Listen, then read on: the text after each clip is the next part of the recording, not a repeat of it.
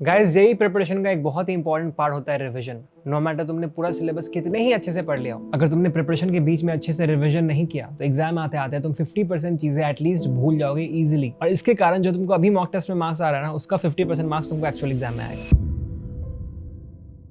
अब इससे पहले कि मैं तुमको रिवीजन स्ट्रैटेजी बताऊं, तुम नीचे कमेंट सेक्शन में जाओ एंड तुम मुझे ये बताओ कि तुम्हारी रिवीजन स्ट्रैटेजी क्या है, बिना वीडियो को देखे, एंड साथ में चैनल को सब्सक्राइब कर देना। अब लिटरली एक सच्ची कहानी बताता हूँ कि मेरे प्रिपरेशन के टाइम में एक क्लास में एक लड़का था जो कि जब क्लास चल रही होती थी तब टेस्ट में 4 के मार्क्स लाता था, 200 प्लस 4 देता था, क्योंकि उसको सब कुछ आता था उस पॉइंट ऑफ टाइम पे, और इतना ओवर कॉन्फिडेंट था क्योंकि उसको उस पॉइंट पे सब कुछ आता था कि वो रिवीजन करता ही नहीं था, बस आगे बढ़ता रहता था। एंड पता है इसके कारण क्या हुआ? जो बच्चा कोचिंग के टेस्ट में 200 से ऊपर लाता था, जबकि कोचिंग का टेस्ट रिलेटिवली थोड़ा टफ करते हैं वो लोग ताकि बच्चे थोड़ा सा प्रिपेयर्ड रहे एक्चुअल मेंस एग्जाम से, उसको मेंस में आता है 115 नंबर। ऑफ कोर्स बहुत सारे रीजंस होते हैं कम मार्क्स आने के फाइनल एग्जाम में, उसके बारे में हम किसी और वीडियो में बात करेंगे, but one of the reasons जिसके कारण उसको कम मार्क्स आए वाज इम्प्रॉपर रिवीजन। इनफैक्ट अगर तुम बहुत लॉजिकली भी सोचोगे ना, तो बहुत जगह बहुत सारे रिसर्च पेपर्स में मेंशन किया गया है कि अगर आप स्टूडेंट हो, आप किसी चीज को पढ़ रहे हो, एंड अगर आपको एक चीज को बहुत ही अच्छे से याद रखनी है तो आपको उसको एटलीस्ट 3 बार तो पढ़ना ही पड़ेगा। रिवीजन नहीं करने की गलती मैंने अपने पहले अटेम्प्ट में करी थी, जिसमें कि मैंने मेंस तक क्लियर नहीं कर पाया था, एंड उसके बाद सेकंड अटेम्प्ट में फाइनली मैंने इस गलती को सुधारा, एंड मैंने डिपेंडिंग ऑन कि वो सब्जेक्ट, वो टॉपिक कितना वीक है मेरा,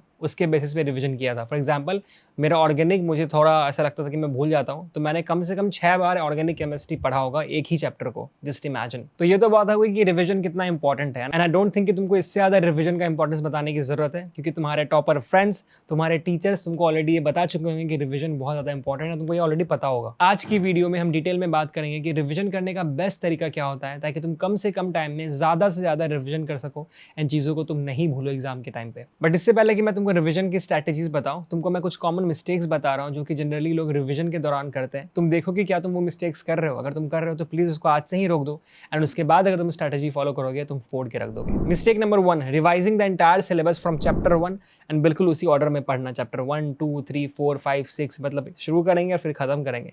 ये बहुत बड़ी बेवकूफ़ी है। इसका रीजन ये है कि सब चैप्टर इक्वली उतना इंपॉर्टेंट नहीं होता, सब चैप्टर सेम वेटेज नहीं कैरी करता एग्जाम में। एट द सेम टाइम सब चैप्टर तुम्हारा इक्वली स्ट्रॉन्ग या वीक नहीं होगा। कुछ चैप्टर्स ऐसे होंगे जो कि बहुत वीक होंगे, कुछ चैप्टर ऐसे होंगे जो कि बहुत स्ट्रॉन्ग होंगे। तुम उसको इक्वल ऑर्डर में इक्वल टाइम अगर दे रहे हो तो वो बेवकूफ़ी है। तुमको स्ट्रेटेजाइज करना पड़ेगा कि किसको ज़्यादा इंपॉर्टेंस देना है, किसको पहले रिवाइज करना है, किसको बाद में रिवाइज करना है। मिस्टेक नंबर 2, रिविजन में सिर्फ और सिर्फ थियरी के पीछे पड़े रहना, कोचिंग के नोट्स के पीछे भागते रहना। ये बहुत बड़ी गलती है, क्योंकि आप थियरी कितना भी पढ़ लो, क्योंकि at the end of the day जो आपका एग्जाम होता है जेईई मेंस एंड एडवांस, वो बहुत ही न्यूमेरिकल बेस्ड होता है, आपको क्वेश्चंस पूछते हैं।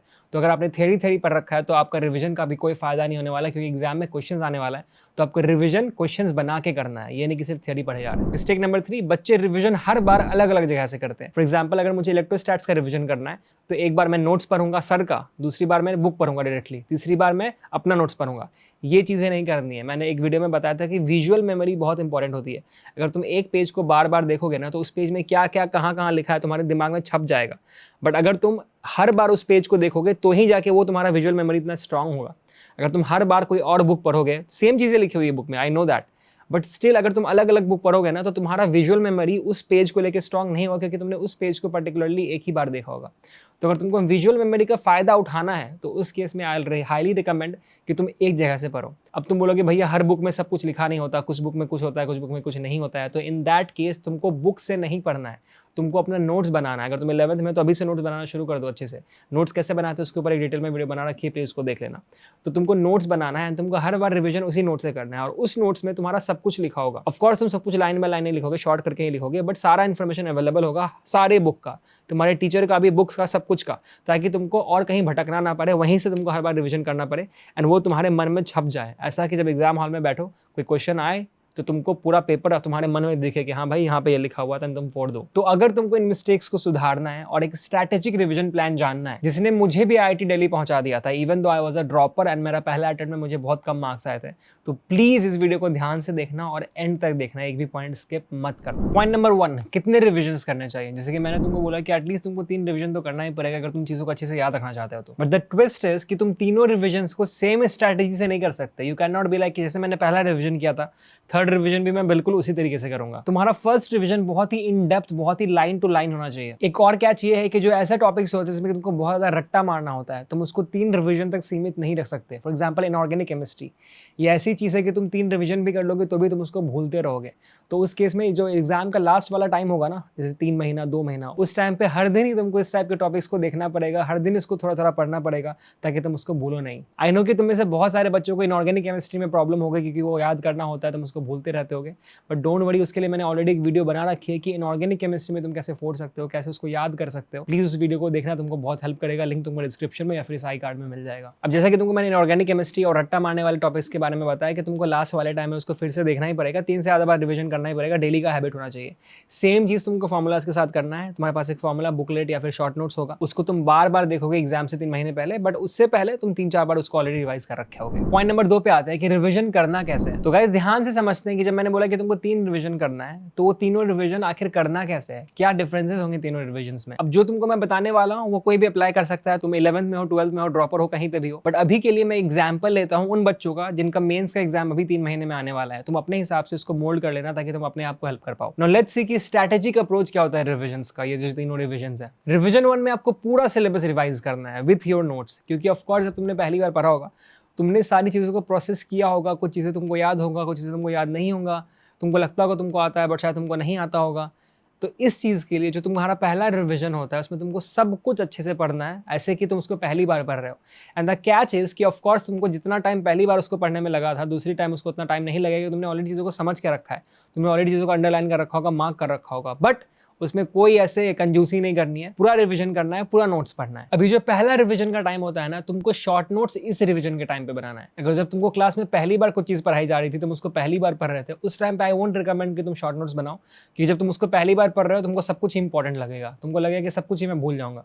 तो तुम्हारा शॉर्ट नोट्स और जो मेन नोट्स है, मास्टर नोट्स, उसमें कुछ डिफरेंस रहेगा नहीं। तुम्हारे शॉर्ट नोट्स में सारे फॉर्मुलाज आएंगे, सब कुछ आ जाएगा। तो वो गलती मत करना, शॉर्ट नोट्स पहले रिवीजन के टाइम पे तुम बनाना शुरू कर सकते हो। वंस अगेन रिवीजन 1 में भी चैप्टर 1 से शुरू करके ऑर्डर वाइज नहीं जाना है, 1 2 3 4, विच मीन्स कि सबसे पहले तुमको तुम्हारा वीक चैप्टर्स पढ़ना है, उसके बाद फिर मॉडरेट चैप्टर्स पढ़ना है, उसके बाद तुमको ऐसे चैप्टर्स पढ़ना है जो कि तुमको बहुत अच्छे से आता है। एंड वंस अगेन एक बात तुमको मैं फिर से बता दूं कि तुमको सिर्फ थियरी रिवाइज नहीं करनी है, तुमको क्वेश्चंस भी प्रैक्टिस करने हैं। तुमको अपने इस रिवीजन में सिर्फ और सिर्फ उन क्वेश्चंस को बनाना है जिनको कि जब तुमने पहली बार अटेम्प्ट किया था, जब तुमने सब कुछ को पहली बार पढ़ा था, तो तुमने मार्क करा होगा कि यार ये क्वेश्चन मेरे से नहीं बना था, ये क्वेश्चन टफ था, ये क्वेश्चन मैं भूल जाता हूँ। तुमको सिर्फ और सिर्फ उन्हीं क्वेश्चंस को बनाना है, सारे क्वेश्चंस को बनाने मत बैठ जाना, क्योंकि वही ऐसे क्वेश्चंस है जिसमें कि तुम फंसे थे एंड उनका रिवीजन बहुत ज्यादा इंपॉर्टेंट है। अगर तुमको एक नंबर ही चाहिए कि भैया कितना क्वेश्चन करना है, तो आई विल रिकमेंड कि पहले डिवीजन के लिए तुम हर चैप्टर से 50 क्वेश्चन ट्राई कर सकते हो। बट ये 50 के 50 क्वेश्चन अच्छे वाले क्वेश्चन होने चाहिए। जैसे कि मैंने तुमको बताया, ऐसे क्वेश्चन तुमसे पहले नहीं बने थे एक बार में, जिसमें कि तुमने गलतियां करी थी जो कि तुम्हारे अकॉर्डिंग बहुत इंपॉर्टेंट है। ये फालतू क्वेश्चन मत बनाना कि मतलब फॉर्मुला लगाया आंसर आ गया, ये सब मत बनाना, ठीक है। तो ये हो गई रिवीजन 1 की बात, जो कि one of the most crucial revision होता है। अब अगर मैं टाइम की बात करूं तो ट्राई करो कि हर चैप्टर का रिवीजन 3 से 4 घंटे में ऑन एवरेज हो जाए,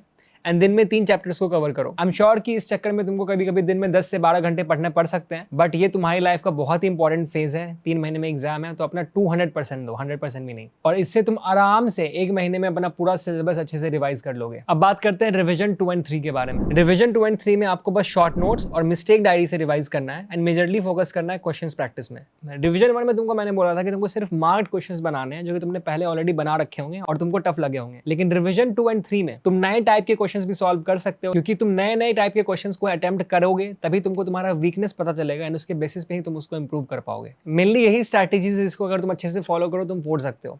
एक और इंपॉर्टेंट बात तुमको मैं बताना चाहता हूँ कि बहुत बच्चे ना रिवीजन के लिए एक प्रॉपर टाइम का वेट करते हैं। तुम क्लास 11th में हो, 12th में हो, किसी भी क्लास में हो, कि हाँ यार संडे को रिवीजन करेंगे, मंडे को करेंगे, जब छुट्टी होगी तो करेंगे। बट नहीं, ये बहुत ही गलत तरीका है।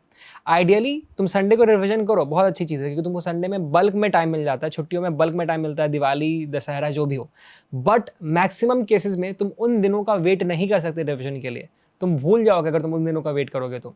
The best thing will be कि रिवीजन तुम्हारे डेली रूटीन का पार्ट होना चाहिए। तो आई विल हाईली रिकमेंड कि हर दिन सुबह उठ के अपने रूटीन का 2 से 3 घंटा, 1 घंटा डिपेंडेंट उनके तुम्हारा पूरा दिन का शेड्यूल क्या है, तुम रिवीजन को दे दो। And once you start doing that, तुम चीज़ों को कभी भूलोगे ही नहीं, क्योंकि तुम्हारे जेई प्रिपरेशन में अभी आने वाले 1 साल 2 साल में तुम्हारा सबसे बड़ा जो मॉन्स्टर तुम्हारे लाइफ में आने वाला है वो ये है कि तुम्हारे लाइफ में बैकलॉग्स क्रिएट होंगे। और बैकलॉग्स क्रिएट इसलिए होंगे क्योंकि या तो तुमने क्लास के टाइम में मिस कर दिया होगा उसको, या फिर तुम चीज़ों को भूल गए होगे। एंड वो चीज़ अवॉइड करने का एक ही तरीका है कि आप बैकलॉग और रिवीजन हर दिन क्लियर करो। एक और दूसरी गलती बच्चे क्या करते हैं कि जब वो पहली बार ही किसी चीज़ को पढ़ रहे होते हैं ना, उनको मन करता है कि मैं सारी बुक्स बना लूँ, ये वाला बुक भी बना लूँ, वो वाला बुक भी बना लूँ, बट वो टेक्निकली पॉसिबल नहीं होता है, क्योंकि आप जितने देर में ये कोशिश करोगे आप सब कुछ बना लो, उतने में आपके टीचर क्लास में आगे निकल जाएंगे। तो ये गलती मत करना, आपको उस टाइम पे सब कुछ बनाने की ज़रूरत नहीं है। अगर तुमने रिवीजन की स्ट्रैटेजी को मेरा सुना होगा, जो मैंने अभी बताया रिवीजन 1 और 2 और 3 में क्या डिफरेंस है, तो तुमने देखा होगा कि मैंने 2 और 3 में ये बात किया कि आप पीवाईक्यू बनाओ या फिर एक्स्ट्रा बुक्स बनाओ। अगर आप 1 में ही ये कोशिश करोगे बनाने का, तो आपका वेस्ट ऑफ टाइम होगा, आप बहुत ज़्यादा एक ही चीज़ में पड़े रह जाओगे, बाकी चैप्टर्स आगे छूट जाएंगे। तो ऐसा नहीं करना है, आपको अपने प्रिपरेशन को डिवाइड करना है कि इस टाइम पे मैं इतना ही करूँगा, उसके बाद मैं सब कुछ करके फिर आगे बढ़ूँगा, उससे तुमको फ़ायदा होगा। That's all for today. IIT JEE में प्रिपरेशन में बहुत सारी स्ट्रैटेजीज़ चाहिए होती है, बहुत सारी चीज़ों को लेकर, और उसके ऊपर हमने एक सीरीज़ ही बना के रखी है, एक प्लेलिस्ट क्रिएट करके रखा है जिसका नाम है जेईई जीतेंगे। इस प्लेलिस्ट को चेक करो, हर चीज़ के लिए तुमको ऑलमोस्ट एक ना एक वीडियो मिल जाएगी जो कि तुम्हारे प्रिपरेशन में तुम्हारी हेल्प करेगी। प्लीज़ इग्नोर मत करना इस बात को, और साथ में अगर तुम्हारे पास कोई भी डाउट है आईआईटी जेईई की प्रिपरेशन से रिलेटेड, प्लीज़ नीचे कमेंट सेक्शन में बताओ। एक सीरीज़ है हमारी सवाल संडे, जिसमें कि हर संडे मैं तुम्हारे डाउट्स का आंसर करता हूँ एंड बेस्ट ट्राई करता हूँ कि तुमको सॉल्यूशन प्रोवाइड कर सकूँ अपने एक्सपीरियंसेस से, अपनी गलतियों से। एंड अगर तुम्हारा अपकमिंग एपिसोड के लिए कोई क्वेश्चन है सवाल संडे के, तो प्लीज़ नीचे कमेंट सेक्शन में बताओ। I will definitely come back with an answer. That's all for today. This is Eclipse Nova signing off. Subscribe to the channel. See you in the next video.